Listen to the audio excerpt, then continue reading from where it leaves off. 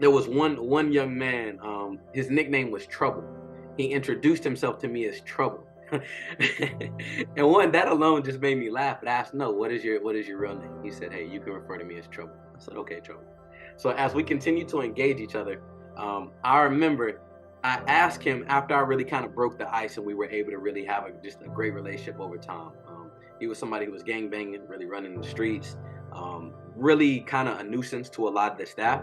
But as we formulated a relationship, I realized I was really one of the only ones who could get him to kind of just cool his temperature out at that point in time.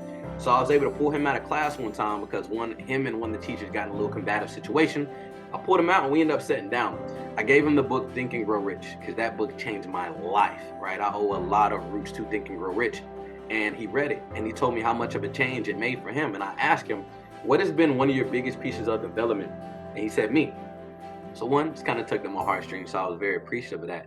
But I asked him, like, what is the difference in our relationship now to when it first started? And he told me, I would never forget this. He said, when I first met you, I thought you were the lamest person I ever met.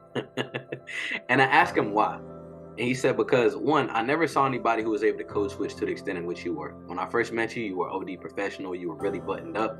And to me, where I come from, that's corny. That's not cool.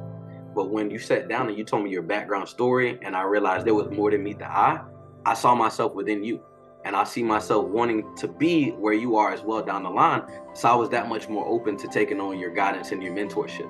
But when I first met you, I didn't think we aligned because we came from two different worlds. But as I met you and you discussed and I was able to uncover the world in which you came from, I realized it wasn't a drastic difference. You were just able to get away and you were able to code switch and be able to pivot to be in corporate America where I never could have seen myself prior to you.